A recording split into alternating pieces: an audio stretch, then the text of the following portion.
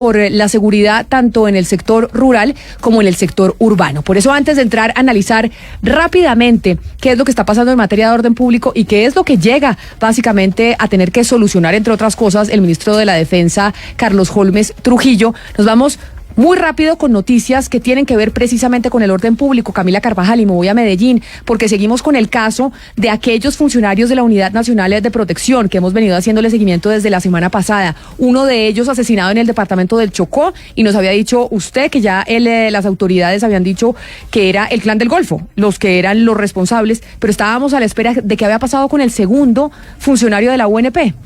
Sí, señora, hace unos minutos también contábamos aquí en Mañanas Blue, cuando Colombia está al aire, que faltaba una escolta y que por eso dos generales, un coronel, estaban llegando a esa zona de la parte norte de Chocó a buscar a ese escolta, Robinson Romaña Cuesta. Pues atención, Camila, porque la Unidad Nacional de Protección acaba de confirmar que lamentablemente encontraron el cuerpo de este escolta. También fue asesinado. Lo encontraron en la misma zona de su compañero, del otro escolta. Dice el ejército que no hay duda que este es un hecho del Clan del Golfo, y por eso mantienen la recompensa de 30 millones de pesos para ubicar a alias Monseñor, a quien señala el ejército de estar detrás, primero del secuestro y ahora del asesinato de los dos escoltas de la Unidad Nacional de Protección. En este momento nos confirma la Armada Nacional que están llegando a ese punto, que está muy inundado por las emergencias y por las lluvias de las últimas semanas, y eso ha dificultado poder sacar el cuerpo que fue encontrado y reportado pues por la gente, por los habitantes del Chocó.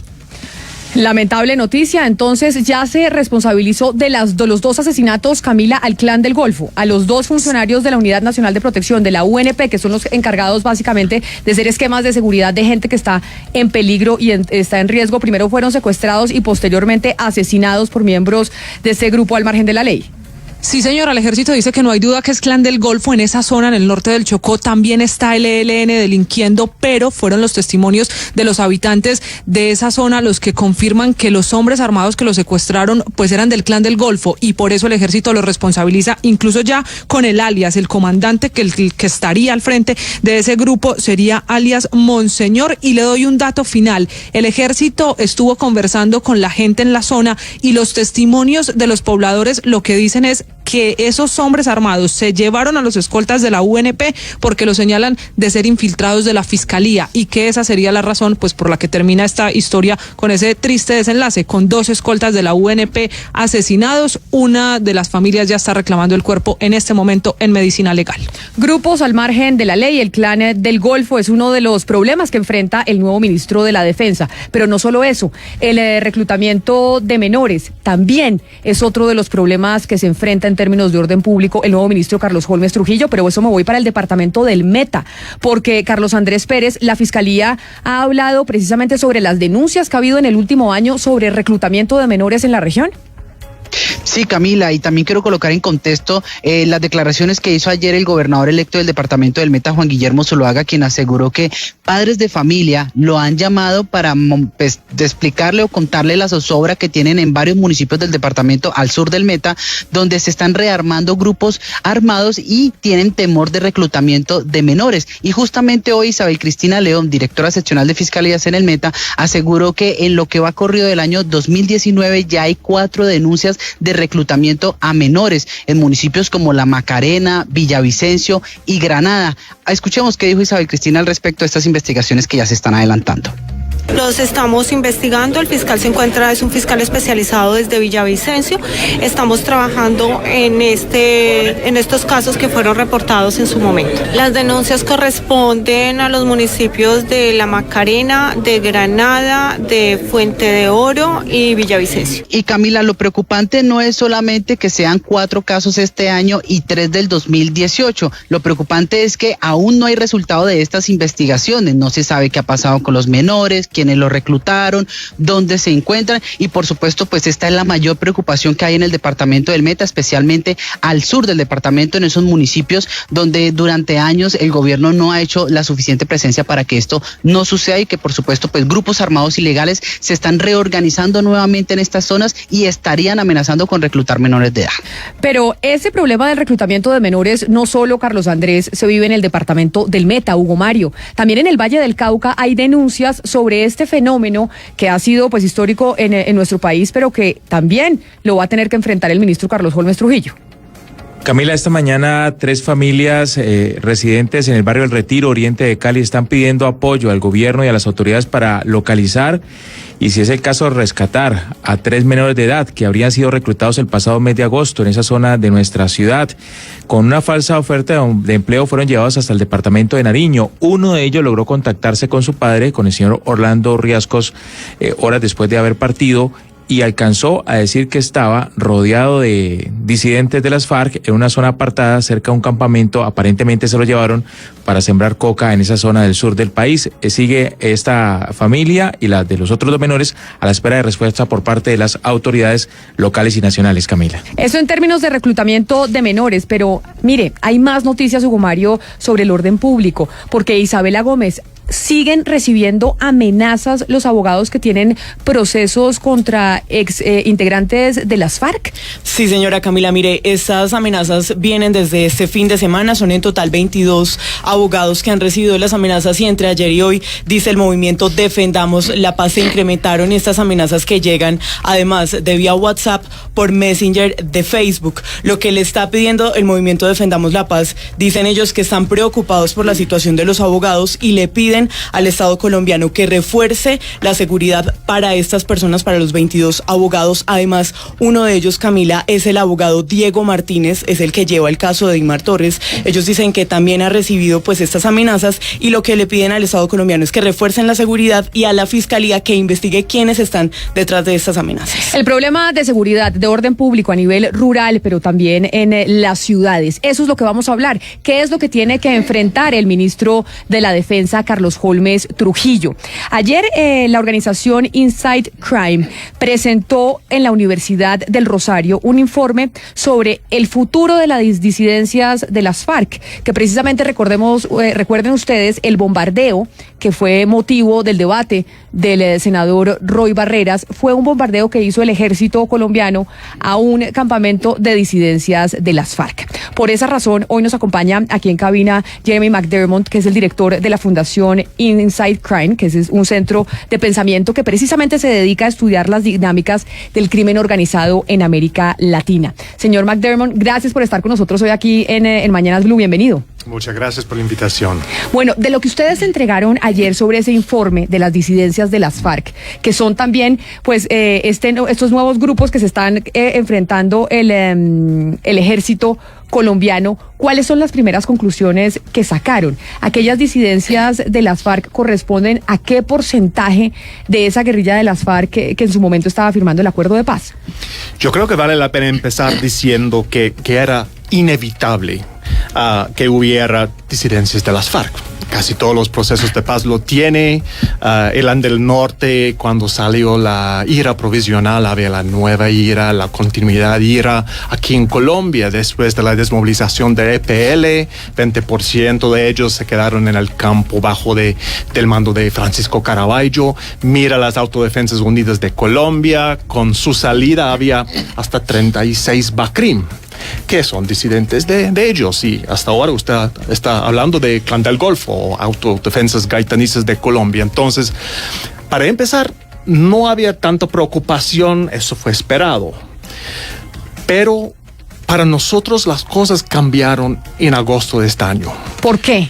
Con la salida de Iván Márquez, Romania, El Paisa y todo este grupo, porque por la primera vez pensamos que, pues, eso tal vez podría cambiar desde una disidencia aislada hacia algo mucho más peligroso. Es decir, que las FARC si se fueran a dividir, que Iván Márquez tuviera una línea de mando sobre un porcentaje importante de este grupo guerrillero. Pues Iván Márquez fue el número 2 de las FARC y muchos pensaron en 2011, cuando fue dado de baja Alfonso Cano, que realmente Iván Márquez sería un mejor jefe de alias Timochenko. Entonces, este hombre no es un mando medio como Otoniel o Don Mario en las autodefensas. Eso es uno de los jefes, el principal negociador en La Habana. Entonces, eso cambia la dinámica completamente. Y hay 3 factores que nos tienen bien preocupados, que podría facilitar el desarrollo de una nueva red criminal o, en los peores casos, escenarios, una nueva guerrilla o grupo insurgente. Esos tres factores. Uno, las rentas criminales. Colombia está produciendo más cocaína que nunca, el oro, la extorsión, todo eso significa que la ex-FARC mafia no solo tiene suficiente plata para sobrevivir en una manera indefinida, tiene suficiente plata para duplicar, sino triplicar sus números. Factor número 2, Venezuela. Estamos en una guerra no declarada con Venezuela. Venezuela mira a Colombia como un país que es activamente trabajando con Estados Unidos para tumbar el régimen de Nicolás Maduro. Entonces, están los intereses de Venezuela de promover cualquier grupo que va a retar el gobierno de Venezuela. Pero entonces, a ver, para ir haciendo el resumen. Uno, cuando Iván Márquez se declara real oficialmente en disidencia y dice no estamos más con el acuerdo de paz, ahí ustedes dentro de las investigaciones empiezan a preocuparse y dicen aquí puede haber más disidentes de lo que nos imaginamos en un principio, porque en cualquier proceso de paz hay disidencias. 2, la situación confrontacional con Venezuela y el manejo diplomático que se ha dado hace que Venezuela apoye estas nuevas disidencias o estos nuevos grupos. Sí, eso es no solo santuario como siempre, Camila. Estamos hablando de un apoyo, potencialmente un apoyo más directo de armas, tal vez misiles, tierra-aire que tiene Venezuela, y eso podría cambiar la capacidad de la ex-FARC mafia. Pero entonces, esto quiere decir, antiguamente Venezuela le proveía armamento a la guerrilla de las FARC, ¿o esto es nuevo? Eso es nuevo. Sí había santuario por las FARC y había elementos corruptos de las fuerzas militares bolivarianos que entregaron municiones y algunos fusiles, pero no había apoyo directo a las FARC. Nuestro temor que en este momento las FARC están apoyando al régimen de Maduro y esta dinámica podría cambiar y si cambiaría, podría asegurar que la ex-FARC mafia cambia su naturaleza de una guerrilla aislada hacia una fuerza con capacidad militar. Aquí, Valeria, nosotros con el doctor Pombo hemos tenido ese debate de si estas nuevas disidencias de las FARC son un grupo al margen de la ley similar a las FARC con las que se negoció el proceso de paz.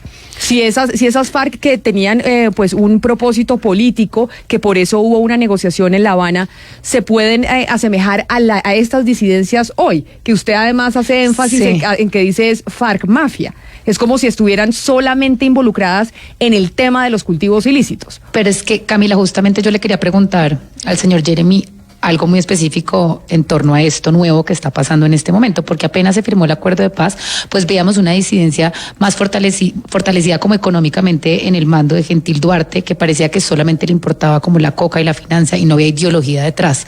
Yo quiero preguntarle si estas nuevas disidencias encabezadas por Iván Márquez, que son más ideológicas y que están ya presentes, se unieron con las de Gentil Duarte y van a ser unas disidencias más ideologizadas como las que teníamos antes, y si el gobierno ahora pues está listo para enfrentar esta nueva amenaza. ¿Cuál es la posibilidad de que las disidencias de Gentil Duarte se unan con las de Iván Márquez y se vuelvan otra vez una guerrilla de ideología? Que va en la línea con lo que estamos hablando hoy, ese país en orden público que tiene que enfrentar ahora el nuevo ministro de la Defensa.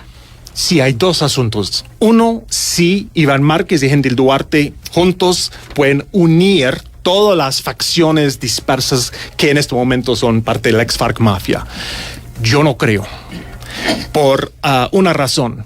Ellos no están interesados en sobornarse a Iván Márquez. Los días del secretariado de las FARC, donde los órdenes están recibidos a los frentes sin cuestionar, ya salieron. Acabó. Segundo, estos grupos, cuando uno mira, hicimos investigación de campo en Guaviare y había evidencia de la disidencia de Gentil Duarte. Estaba haciendo un poco de trabajo político, reuniendo las comunidades.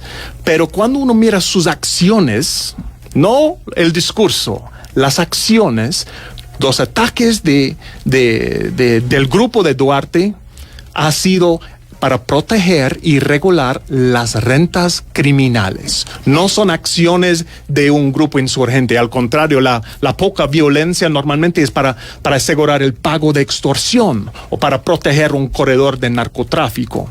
Entonces, uno, no creo que Iván Márquez podría reunir todos los elementos de las FARC. Segundo, yo creo que es imposible imponer otra vez disciplina y ideología sobre todas esas facciones dispersas. Profesor Jeremy, habla usted, al igual que mi compañera Valeria Santos, de la ideología.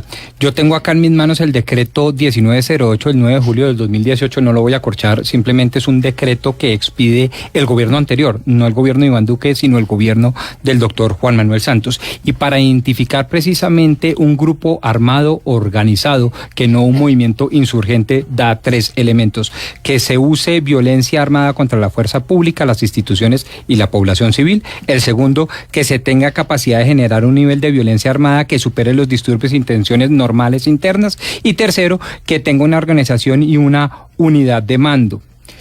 A mí me parece que estos 3 elementos legales, normativos, darían pie para pensar que esta disidencia es exactamente igual a lo que combatía el Estado colombiano en los últimos 50 años contra el grupo FARC-EP.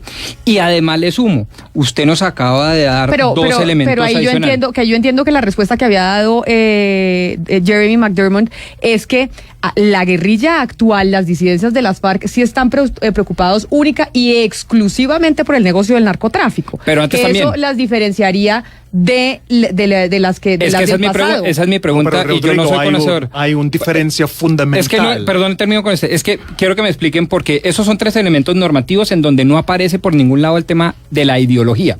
Y hay unos elementos, digamos, políticos propios de esta fabulosa investigación. Uno de esos, rentas criminales de oro, mafia, etcétera, las FARC los tenían. Y un respaldo, yo creo que sí era un respaldo directo y decidido de Venezuela. Lo que pasa es que no era explícito, pero que era directo, era directo. Entonces, simplemente lo quiero preguntar en ese contexto bien estudiadito para aprovechar la respuesta del profesor Jeremy al respecto. Rodrigo, yo creo que hay una diferencia fundamental. Mientras elementos de las FARC antes fueron actuando de una manera netamente criminal, la gran parte de las ganancias de las FARC se fueron al movimiento para continuar la lucha. En este momento yo no veo esta dinámica. La plata se va para fines netamente criminales y para la expansión con fines criminales de estos grupos. Entonces, no, la plata no se va a ninguna causa. Y eso diferenciaría un grupo armado organizado que, me supongo yo, debería ser objeto de toda la arremetida de las fuerzas del orden versus a un grupo insurgente sobre el cual podríamos entablar una nueva negociación. Exacto. Para nosotros, esta razón es ex-FARC mafia. Claro, que es que usted lo ha hecho, ha sido con ellos no negociamos. Ha hecho bastante énfasis. Esto Sí, es si usted va a mafia pura. negociar Entonces no negociamos. Pero si negocia con el clan del Golfo, bueno, pero es lo mismo. Camila, es que entonces, justamente lo que están explicando aquí me parece importante y por eso le quiero hacer esta pregunta. Lo que le acaba de preguntar el doctor Pombo es una forma, o lo que él acaba, sí, es una forma parecida a como piensa el gobierno, que el conflicto es el mismo y que el ataque y la forma como se debe responder a lo que está pasando en materia de seguridad en Colombia es la misma. Y lo que usted nos está explicando es que cambió y hay unas diferencias sustanciales. Por ejemplo, antes las FARC no mataban a los indígenas como lo que estamos viendo en este momento, respetaban ciertos códigos en el territorio. En la medida en que el gobierno nacional piense, como el doctor Pombo, que el conflicto es igual y que se debe responder igual, ¿sí vamos a solucionar esto? Es decir, ¿la misma respuesta a un conflicto diferente nos va a llevar a algún lado? Pero antes de esa respuesta de Jeremy y también del profesor Camilo González Pozo, quien también nos acompaña hoy aquí en cabina y es el presidente de Indepaz, preguntémosle, Valeria, directamente al gobierno, si piensan exactamente igual que lo que está manifestando el doctor Pombo. Nos acompaña el consejero presidencial para la Seguridad Nacional, el doctor Rafael Guarín. Doctor Guarín, bienvenido, gracias por sumarse a esta conversación a esta hora en Mañanas Blue. Camila, mucho gusto en saludarle y a todos los miembros de la mesa y al doctor Camilo González Pozo y a Jeremy un cordial saludo. ¿Ustedes ven el conflicto con estas disidencias de las FARC, como decía Valeria, de la misma manera en que lo plantea mi compañero de mesa Rodrigo Pombo? ¿Que se tiene que pelear y luchar de la misma forma en que se hacía en el pasado? ¿O entienden que son pues unas disidencias y unos grupos con unas dinámicas distintas. Perdóneme que como me está citando, qué pena, doctor Guarín, pero yo no solo he dicho que se deba luchar de la misma manera, negociar de la misma manera. Si estamos dentro de la cultura del diálogo, negociamos con todos por igual. También puede ser una alternativa. Qué pena interrumpí porque como me están citando... El ordenamiento jurídico señala los parámetros de uso de la fuerza contra los grupos armados organizados. La ley 1908, aprobada en vigencia del gobierno anterior, es una ley que establece los requisitos para el uso de la fuerza, pero además unos mecanismos de sometimiento a la justicia de grupos armados organizados, de crimen organizado que cumplen un nivel de organización y de hostilidad que permiten que el Estado colombiano despliegue operaciones militares y de policía en el marco del derecho internacional humanitario. Esto es con carácter ofensivo. Los grupos armados organizados residuales, en aplicación de esa ley y de 2 directivas del Ministerio de Defensa del año 2016, se clasifican como grupo armado organizado y por eso son combatidos en el marco del derecho internacional humanitario. Permítame, doctor Guarín, porque acá me está pidiendo la palabra el profesor Camilo González Pozo, que es el presidente de Indepaz, a quien no habíamos saludado, pero también le damos la bienvenida aquí a Mañanas Blue. Profesor González, bienvenido, gracias. Sí, muchas gracias. Yo lo estaba a usted viendo pedir la palabra frente a lo que decía el doctor Guarín, consejero presidencial para la Seguridad Nacional, y también lo que decía Jeremy McDermott sobre lo que estamos viendo frente a las disidencias de las FARC, y que es un poco ese país, esa Colombia que tiene que venir a enfrentar el nuevo ministro de la Defensa, Carlos Holmes Trujillo. Sí, me parece supremamente importante esta conversación, el informe y los análisis que hagan una relectura de la situación. Lo primero que yo creo que hay que reconocer es que estamos en un nuevo contexto. Muchas cosas. Yo creo que es diferente una situación en la cual hay un conflicto armado de carácter nacional, donde hay una fuerza irregular, disidente, que está enfrentando al Estado con unos propósitos de derrocar un Estado y establecer un nuevo orden. Eso fue lo que hicieron las FARC durante décadas. Ahora no estamos en esa situación. La dejación de armas y la desestructuración de ese ejército guerrillero ha dado lugar a un nuevo panorama en el cual lo que tenemos en presencia mayoritariamente, yo diría que en el 85% de lo que llaman disidencias residuales y demás, son pequeños grupos fraccionados que no tienen unidad de mando y que están organizados para propósitos de lucro, de articulación con mafias o con narcotráfico, con diferentes circunstancias. Hay algunos que podrían quedar con algún discurso político, aunque en su práctica también están en lógica de negocios, como aquí se ha dicho.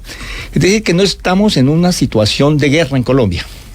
Definir la situación de Colombia como un estado de guerra. Pero entonces, ¿cómo la podemos definir? No, es una situación de violencias fraccionadas, donde la mayoría de las violencias son delincuencia común. Por lo tanto, una estrategia, por ejemplo, yo creo que esto tiene que ser leído, el doctor Guarín sobre esto conoce mucho, y el ministro yo creo que debería de propiciar un nuevo diálogo para definir la situación. Es fundamentalmente una lucha contra mafias y grupos delincuenciales.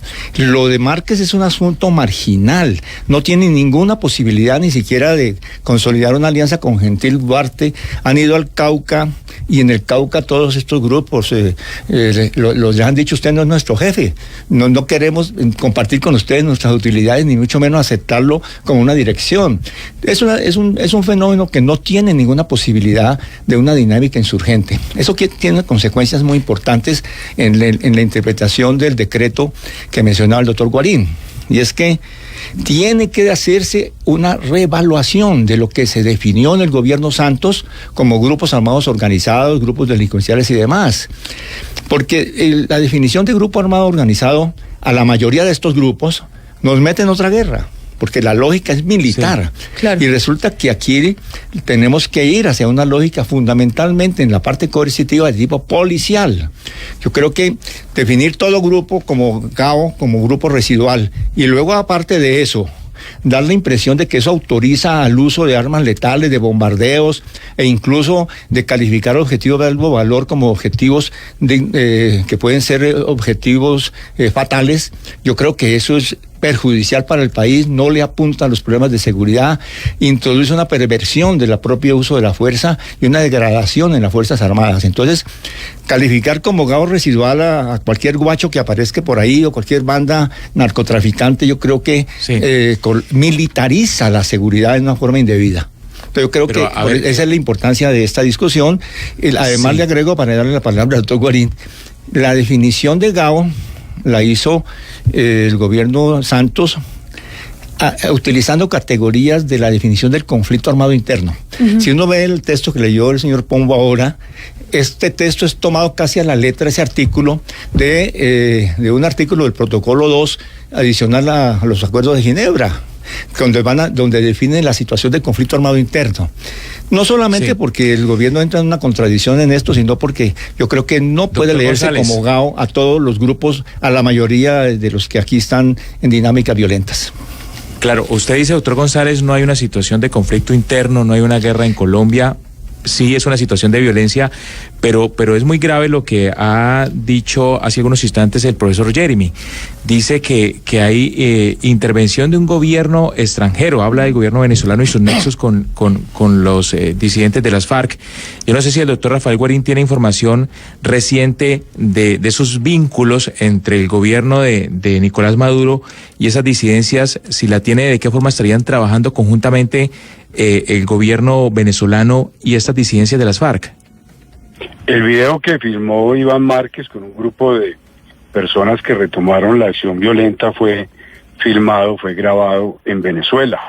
Hay suficiente información de inteligencia que apunta a señalar y a demostrar que en efecto no se trata simplemente de utilizar Venezuela como un santuario o un refugio o una zona de protección, sino que además hoy los GAOR, como sucede también con el ELN, hacen parte del esquema de defensa ante una hipótesis de intervención militar de Estados Unidos a través de Colombia que tiene contemplada la política de defensa de Nicolás Maduro. Este tema es muy importante, pero creo que lo que ha señalado el doctor Camilo González Pozo y Jeremy también. ¿En qué sentido? Coincido plenamente, este es un tema de narcotráfico, este es un tema de mafias, este es un tema de economías ilícitas, particularmente vinculado a la extensión de cultivos de coca que llegó a 171.000 hectáreas en 2017, conforme al informe de Naciones Unidas, cuando era de 48.000 en 2012. Esto tiene que ver también con la expansión de cultivos de marihuana, por ejemplo, en el norte del Cauca, donde hay dos estructuras de GAOR, de disidencias de las antiguas FARC, o por ejemplo las confrontaciones que existen en el Bajo Cauca antioqueño y en el sur de Córdoba, ligadas no solamente al narcotráfico, sino a la extracción ilícita de minerales. 3 años después de la firma del acuerdo del Teatro Colón con las FARC, está claro que el problema realmente no eran tanto las FARC como lo eran y lo siguen siendo las economías ilícitas. Eso para decir que comparto ese punto de vista. Frente al tema del uso de la fuerza y de la estrategia contra los grupos armados organizados disidentes de FARC. Mire, esto es una caja de herramientas. Esto no es simplemente desplegar operaciones militares en el marco del derecho internacional humanitario, sino también de unos esfuerzos cada vez más importantes, cada vez más relevantes, de articular inteligencia con investigación criminal, porque la naturaleza de estas amenazas ha cambiado. En efecto, esto no es lo mismo que en la primera década de este siglo, donde estas estructuras tenían zonas campamentarias, andaban en grupos grandes, se enfrentaban de una manera que permitía utilizar la fuerza permanentemente en el marco del derecho internacional humanitario contra ellas. Pero no es solamente la estrategia militar y policial, es también una estrategia que se deriva de la interpretación que hace el gobierno del presidente Duque de la amenaza. Camila, el Plan Nacional de Desarrollo y la política de defensa y seguridad señalan que la principal amenaza que tiene Colombia a la seguridad son los espacios vacíos de institucionalidad o con precaria institucionalidad. Es decir, zonas donde el Estado no tiene presencia institucional. Claro, pero doctor Guarín, no ¿qué ha sido el riesgo histórico en Colombia? Que es donde no ha habido presencia estatal, es donde entran esos grupos al margen de la ley. Pero parte de la respuesta en seguridad es que llegue el Estado, y para eso son las estrategias, la zona del futuro como estrategia de terminar de construir la nación y el Estado en sus territorios. Pero permítame yo preguntarle al profesor Jeremy McDermott sobre el estudio que hicieron en Inside Crime sobre estas disidencias de las FARC, que ellos han titulado como la FARC Mafia, esas disidencias de las FARC que son las que está enfrentando el ejército, que son a las que bombardearon y le costó la salida al ministro Guillermo Botero. Esas disidencias de las FARC, es ese hecho de que haya personas que hayan decidido no seguir apostándole al proceso de paz, ¿hay algún tipo de responsabilidad que se le pueda acuñar o achacar al gobierno en esas disidencias de las FARC? Hay dos asuntos aquí. Uno, me gustaría hablar brevemente sobre los bombardeos. Uno no puede tenerlo de ambas maneras. Hay un conflicto civil, entonces usted está bombardeando estos grupos. O no hay un conflicto civil y usted está bombardeando ciudadanos colombianos, muchos que ni tienen un orden de captura. Exacto. Entonces, esa es una cosa que vale la pena discutir. Con respecto a la culpabilidad del gobierno... Pero entonces permítame para que no vaya así. Doctor Guarín, ¿en el gobierno consideran que acá hay qué tipo de conflicto? ¿Un conflicto civil o no? ¿Cuál es el tipo de conflicto para ir haciendo el contrapunteo frente a lo que me está diciendo el profesor McDermott? Nosotros lo que estamos enfrentando es, como lo escribió el doctor Camilo González Pozo, amenazas derivadas del crimen organizado, vinculadas específicamente a economías ilícitas, que integran grupos armados organizados, que tienen capacidad armada suficiente para enfrentar a las autoridades, pero que además tienen articulaciones en los territorios con redes de apoyo a sus actividades y que implican el fortalecimiento de las capacidades de inteligencia e investigación criminal y en determinadas situaciones sujetos al derecho internacional humanitario o operaciones militares. A ver, profesor. Mire, González Pozo. No podemos hablar de una situación de conflicto armado interno generalizado en Colombia, pero sí hay conflictos armados y hay algunos particulares, como el caso del ELN, que no son de tipo nacional, que son fraccionados. Pero me queda una duda en la misma línea que señalaban ahora, que es muy importante, y el doctor Guarín, yo quiero sobre eso una reflexión, y es que no son grupos, estos grupos organizados de estructuras criminales no enfrentan militarmente al Estado, no hacen operaciones en contra de cuarteles, no hacen emboscadas, no, solamente con el ELN se dan situaciones de fricción, por el contrario, buscan la colaboración, infiltrar a la policía, participar desde las rentas del narcotráfico con el ejército y los agentes del Estado.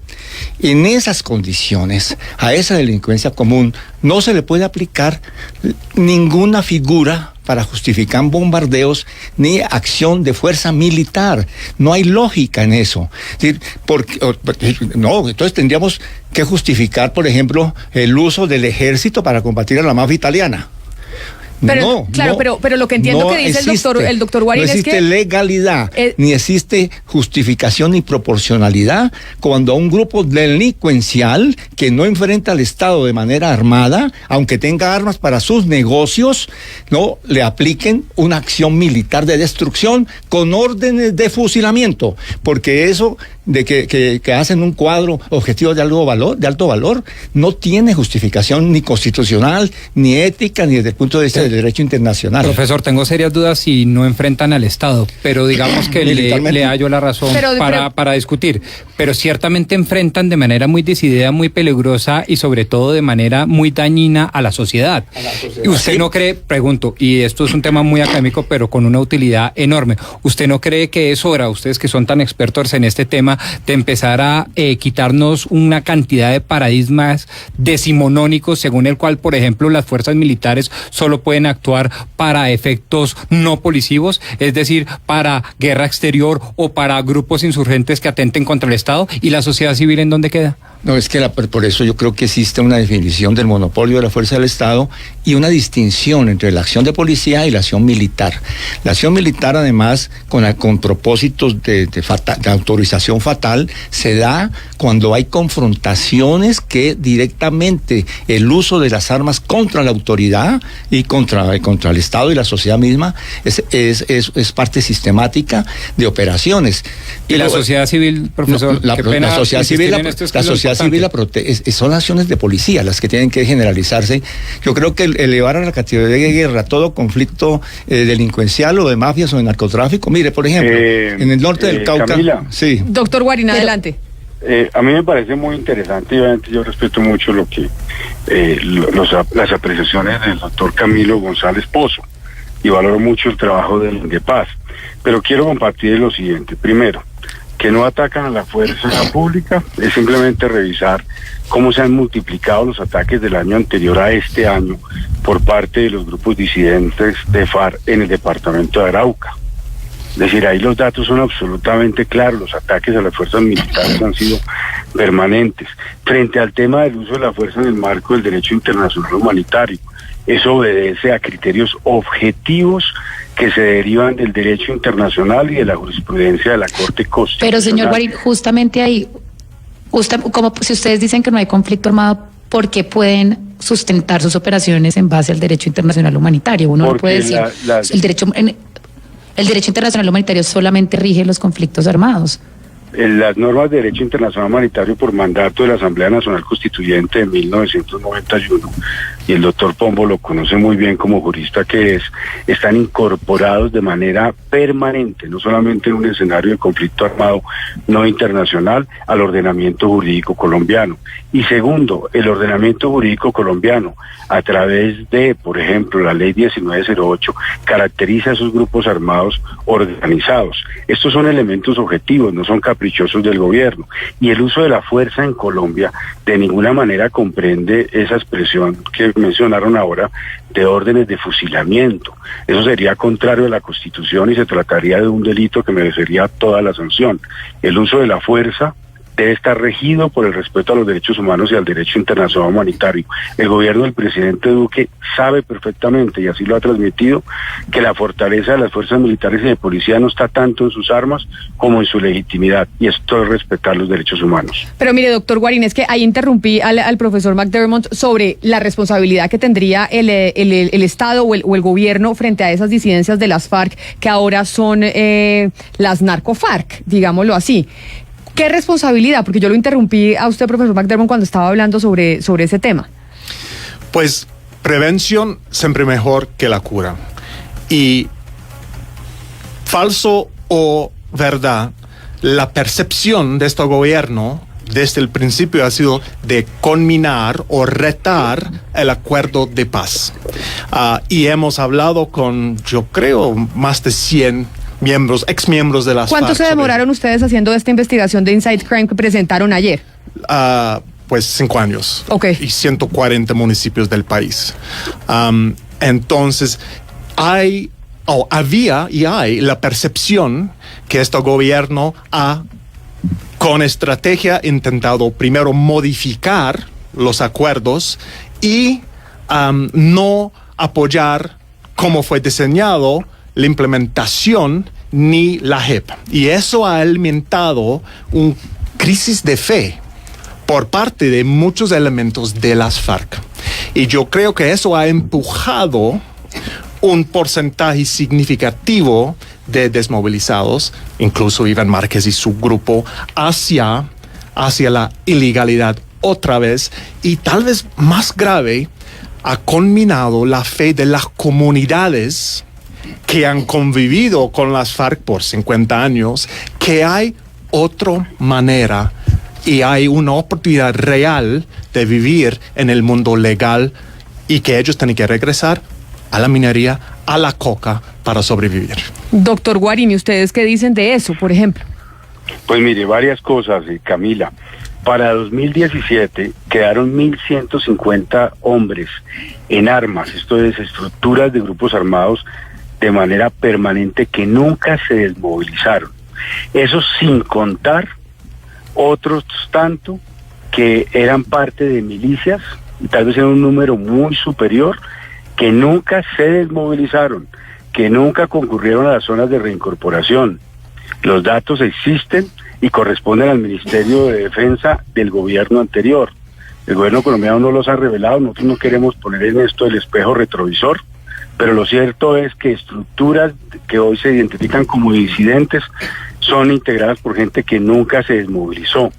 Segundo, el gobierno ha venido haciendo un esfuerzo, contrario a lo que puede existir en algunos sectores como una percepción, en el sentido de cumplir el acuerdo. El doctor Emilio Archila ha venido realizando una tarea muy importante para adelantar, por ejemplo, esfuerzos en materia de programas de desarrollo con enfoque territorial. Sin embargo, nosotros encontramos, por ejemplo, de los 16 PD, solamente 2 PD. El gobierno del presidente Duque hizo 14 y completó 16. El plan marco de implementación del acuerdo no era para hacerlo en 2 o 3 años, estaba programado para hacerse en 15 años. Y este plan marco que hizo el gobierno anterior con las FARC cuesta 129 billones de pesos. En el caso de Márquez y Santrich no se fueron por razones ideológicas, ni por incumplimiento de los acuerdos, se fueron por una razón muy sencilla, porque el señor Santrich estaba pedido en extradición por narcotráfico, porque estaba dedicado al tráfico de drogas, y en esa investigación también estaba involucrado el señor Márquez. Entonces, seamos precisos, son las economías ilícitas, son el narcotráfico y una incompleta desmovilización lo que está detrás de los Gaor.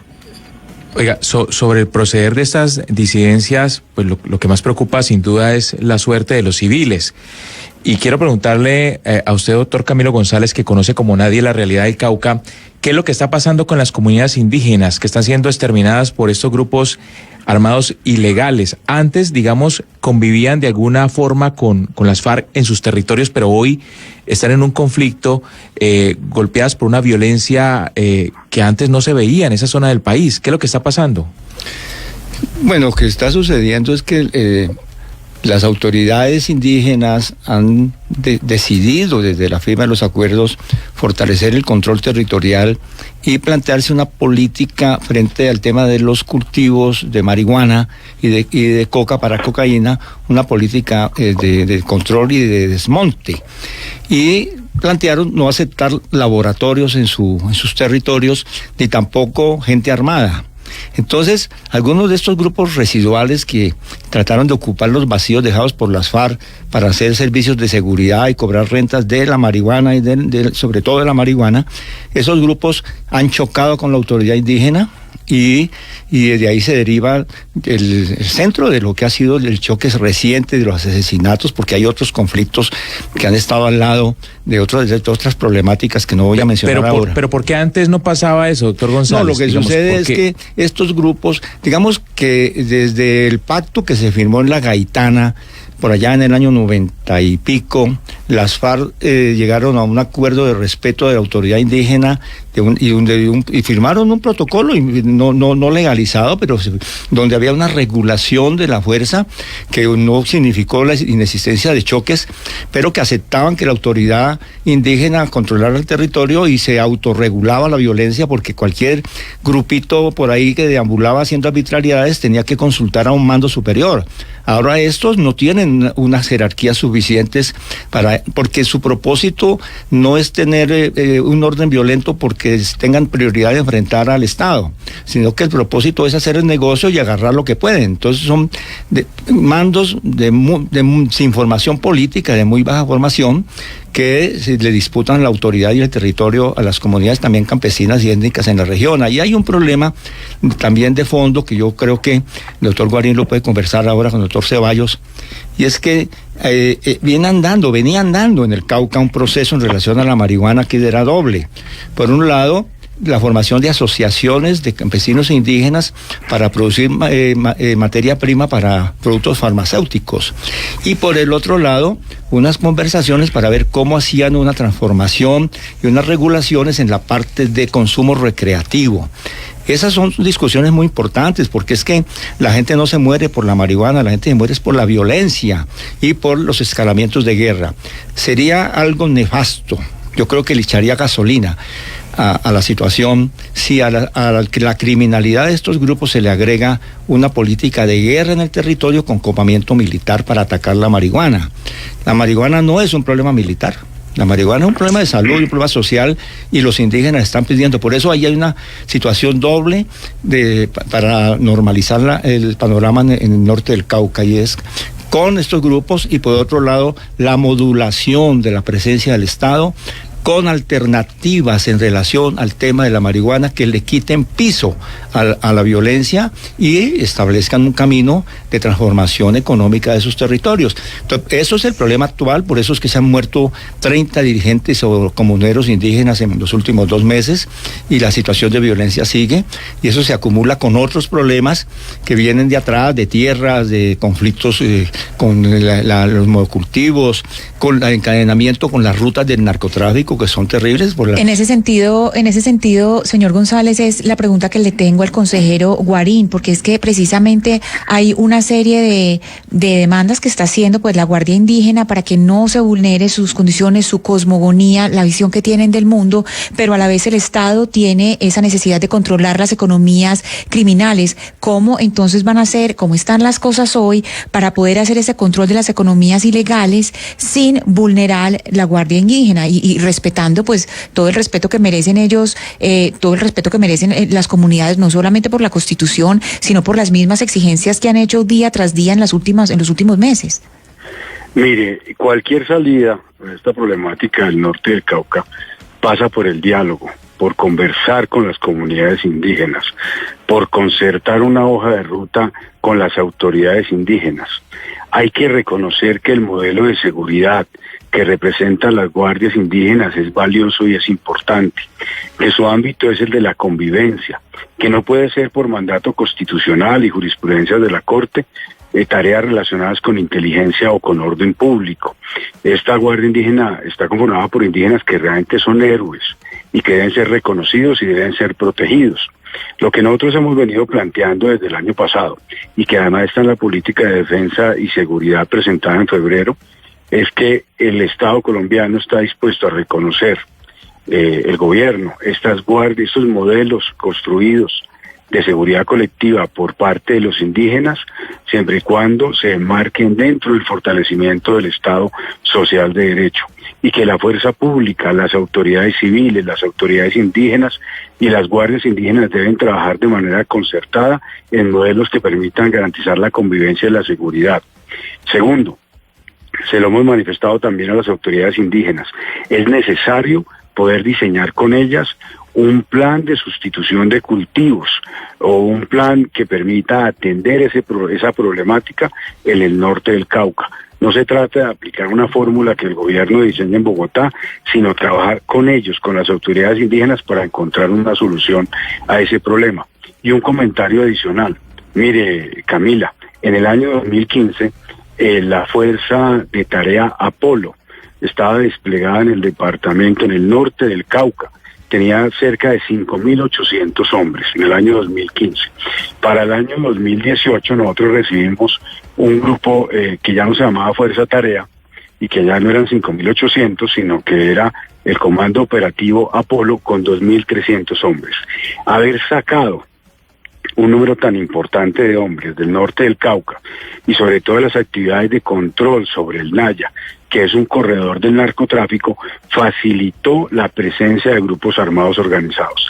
El problema aquí es la marihuana y la coca. Yo fui a Toribío el año pasado por tierra, le cuento esta experiencia, llegué hasta un punto que ya es difícil en seguridad. El doctor Camilo González conoce muy bien la región, que es El Palo. Hasta ahí llegué con escolta del ejército, de las fuerzas militares. De ahí hasta Toribío, que son 45 minutos por una carretera estrecha, que está rodeada de marihuana y de coca. Subí con la Guardia Indígena exclusivamente como escolta. Y lo hice para generar confianza y transmitir este mensaje que les acabo de señalar a las autoridades indígenas y a los alcaldes. El gobierno desde el primer día sabe que esto es concertado y eso es lo que queremos hacer, trabajar de la mano con las autoridades indígenas para lograr garantizar la seguridad. Doctor Guarín, mire, usted en esta entrevista ha hablado de una salida, que hay que buscar salidas. Y también hemos escuchado el diagnóstico del estudio de Jeremy sobre cómo están actuando las disidencias de las FARC, a las que llaman las FARC Mafia. ¿El gobierno ha considerado en algún momento el escenario de una negociación política, buscar un acuerdo político con estos grupos, o definitivamente el escenario que hay es el militar, que contempla bombardeos y demás? El escenario es el sometimiento a la justicia.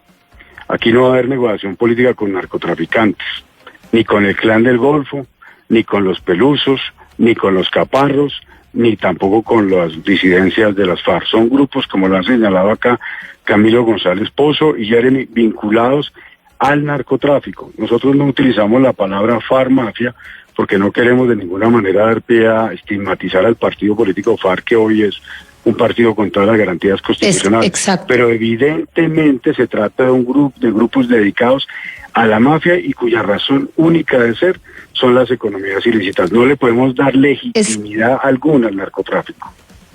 Perdón, señor Guarín, pero es que justamente yo quiero preguntarle al señor Jeremy sobre el estudio que pues digamos que cataloga estos nuevos, este GAO residual como FARC Mafia. A mí me llama la atención el nombre porque pues estigmatiza al partido FARC por un lado y por el otro porque el mismo estudio lo estaba leyendo y dice que muchos de los excombatientes, muchas de las personas que están en estos nuevos GAO residuales pues no son excombatientes, se están alimentando de nuevas personas, de venezolanos, de personas que están reclutando nuevas. Entonces, ¿en qué medida ponerles FARC Mafia, seguir hablando de disidencias de las FARC, que está estigmatizando más al partido político y no tienen nada que ver en el terreno y en la realidad con lo que era pues las FARC antes de la firma del acuerdo de paz? Primero, usamos ex-FARC Mafia, no FARC Mafia. Y segundo, que todos estos grupos tienen en común no solo sus raíces farianos, segundo, todos quieren usar el nombre y la reputación de las FARC para proteger sus industrias y sus economías ilegales. Entonces, por esta razón, y también eso va a alimentar el debate valioso sobre qué tan relevante es la ideología en estos grupos y qué chance tiene Iván Márquez y Gentil Duarte de reconstruir una nueva guerrilla, que nosotros creemos no es posible, pero es parte del debate y no lo podemos ignorar. Es que el prefijo ex en esta mesa es bien complicado, se lo digo yo. pero ese es precisamente, entre otras, el panorama que va a tener que enfrentar y que está enfrentando el gobierno del presidente Duque y que va a tener que darle un timonazo en cierta medida el ministro Carlos Holmes Trujillo. Para despedirlos, doctor, profesor González Pozo, ¿qué le pareció, son de la región, de la misma región, el nombramiento de Carlos Holmes como nuevo ministro de la Defensa, precisamente para enfrentar este panorama del que llevamos hablando una hora? Bueno, me parece que es una señal de continuidad de la política del presidente, pero me preocupó de la intervención de la primera, yo sé que es la primera y que tendrá segunda y tercera, me preocupó de la intervención del ministro en el acto de su posesión, que mencionó 10 puntos y la única palabra que no mencionó fue la palabra paz. No aparece ni la paz ni la implementación de los acuerdos. En eso yo saludo lo que acaba de decir el doctor Guarín y la manera como están mirando este proceso de implementación de una política de sustitución en el norte del Cauca. Pero me gustaría que el ministro de Defensa de este país entendiera que estamos en un posacuerdo, que es una situación distinta, que los problemas de criminalidad cambiaron, que las características de los grupos que están enfrentando a la sociedad con su criminalidad son diferentes y que en ese nuevo panorama es fundamental que la paz esté allí, que la implementación de los acuerdos se entienda como parte de la estrategia de seguridad y defensa. Uh-huh. No puede haber un posacuerdo, ni sobre todo en estos territorios que hemos mencionado, claro, si no se tiene en cuenta de que hubo una formulación comprensiva para buscar la transición sobre todos esos territorios que están los acuerdos. Entonces, yo le llamaría la atención al doctor Trujillo, al nuevo ministro de Defensa, de que en el próximo discurso mencione la paz. Mencione, pero con fuerza, ¿no? Vamos a considerar la implementación de los acuerdos como un elemento estructurante de la política de seguridad ciudadana y humana en nuestro país. Y ahí vamos. Entonces yo creo que en ese momento vamos a tener más entusiasmo cuando nos hablen de su nuevo nombramiento. Profesor Camilo González Pozo, presidente de Indepaz, mil gracias por venir a hacer esta discusión del país que enfrenta el nuevo ministro de la Defensa. Muchas gracias por la invitación, Carlos. Y doctor Rafael Guarín, usted mejor que nadie para ser vocero del gobierno nacional, usted como consejero para la seguridad nacional para hablar sobre este tema. Mil gracias por su tiempo, que yo sé que usted anda muy ocupado. Sí, una sola cosa, Camila, y es que Camilo González tiene razón en una cosa, y es que la política de seguridad debe comprender la implementación, por ejemplo, de los programas de desarrollo con enfoque territorial de manera acelerada en los territorios. Ayer el ministro nuevo de la Defensa, el doctor Carlos Holmes Trujillo, habló varias veces de transformación territorial como visión de la seguridad, como requisito para la seguridad en los territorios, y eso se va a acelerar la implementación de los PEDET a través de las zonas futuro que también el ministro mencionó ayer. Claro que sí, doctor Guarín, muchas gracias. Feliz tarde para usted. Gracias. Y profesor Jeremy McDermott de Inside Crime, muchas gracias, porque yo sé que es un estudio de 5 años mucho más profundo, con muchos más detalles, pero creo que estas pinceladas nos ayudan a entender ese país en términos de orden público que estamos viendo hoy en Colombia. Muchas gracias, Camila. Muchas gracias a ustedes, gracias por acompañarnos en esta transmisión a través de Facebook, también a través de blurradio.com y por supuesto en cada una de las emisoras de su ciudad. Es la 1:00 p.m, 1 minuto. Ya llega nuestro compañero Ricardo Espina con toda la información de Colombia y el mundo en Meridiano Blue. Colombia.